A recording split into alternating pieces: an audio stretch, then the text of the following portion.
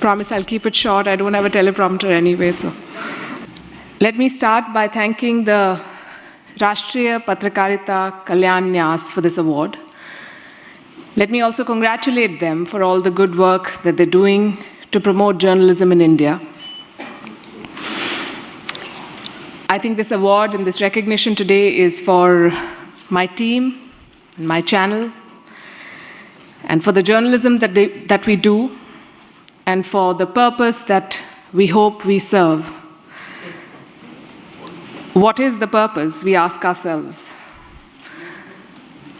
I think what we set out to do was to tell India's story in India's words. The show I do, it's called Gravitas, and the tagline is making sense of the news. But essentially, we're trying to make sense of the world through India's perspective. Ladies and gentlemen, I've said this in the past, and I say it again, and I believe this, that our world today is a grand storytelling competition. We are all striving to present our national, cultural, personal, all kinds of stories in the most persuasive manner. I remember reading somewhere in the olden times, they used to say that if you want to poison a people, you should poison their wells. You know, they'll have contaminated water, they'll die. Now it is said that if you want to poison a people, you poison their stories. When you poison their stories, you contaminate their minds, and it's worse than dropping bombs. Because then you take away the self-confidence of a country. You devastate their morale. And I think that is more damaging any day than poisoning water or poisoning wells. You make a country doubt its abilities.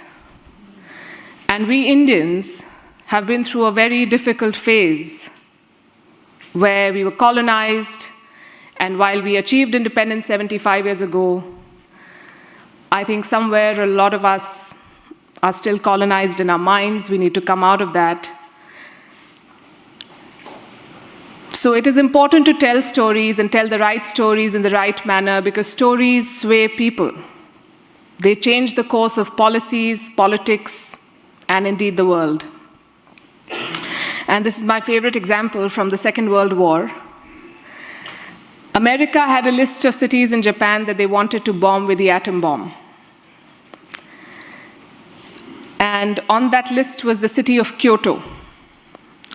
But the US then had a Secretary of War, and he decided that Kyoto should not be part of the list. We know which two cities were bombed eventually, Hiroshima and Nagasaki.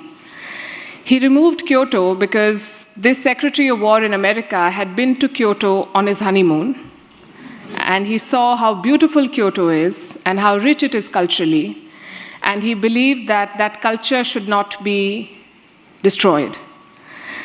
So the story of Kyoto won, and the story of Nagasaki and Hiroshima lost, which is why it is very important to also control your story, to actively shape it. We are a country of 1.4 billion people. We have more than 800 channels. We have a lot of content, and our phone is full of stories and videos and reels and all sorts of things that you all consume. We are a very aware and politically engaged people. From the tea seller to the CEO of a company, everybody knows what's happening. They can talk to you about Biden's policies, and they can also weigh in on what's happening in Bihar and everything in between. But we seek validation from the foreign press. If you've seen what's been making news in the past couple of days, you would know. The New York Times writes something about a policy in India, and it immediately becomes a Twitter trend. But why do we need a certificate from the foreign press? We may trash it. We may say that we don't care about what the New York Times is saying, but we do, because we discuss it. It affects us. We react to it. We consume it. The Economist says something about who we should vote for in an Indian election, and it becomes part of the political debate. And while we've achieved a lot in India in the last 75 years, we've not had a single newspaper in this country. Can you imagine an Indian newspaper publishing a headline about something in the US or the UK, and for that making making it to the big political story of that country? Will American leaders debate what is written in the Indian Express? Will British leaders debate what's written in the Times of India? They're not affected by what we are saying, but we are affected by what they say about us. If there's disturbance in Kashmir, the BBC reports it, the Al Jazeera reports it. And they use their own lens, their own editorial biases, and all media is agenda-driven. I was discussing it with someone earlier today. India's first newspaper, Hickey's Gazette, was a very anti-imperial newspaper. It had an agenda, it took sides. Media takes sides, and that is okay. The argument I'm making is very simple. We are a land of epics like the Mahabharata and Ramayana, and yet we've allowed others to take control of our story for way too long. And that is what we try to do at WION still. I started with talking about our purpose, and that is our purpose, to tell India's story. And we found a willing and a very welcoming audience in all of you and a lot of Indians. I'm very happy to share with you that only 40% of our audience and our viewers are in India. The remaining 60% are outside India, which gives us a lot of hope.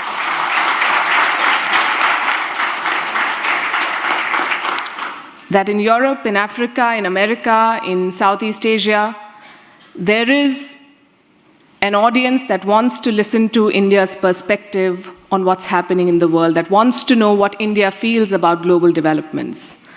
And it's only time for a country that is ready to assume its role as a global leader to have a voice like that.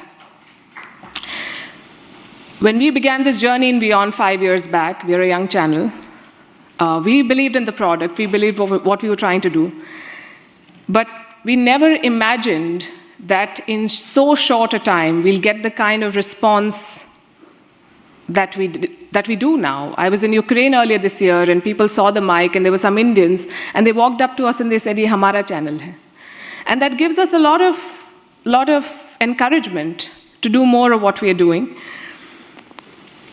The numbers encourage both me and my team, and awards like these, thank you very much, also inspire us to do better every day. So on behalf of my team at WION, I want to once again thank you for the award. Thank you very much.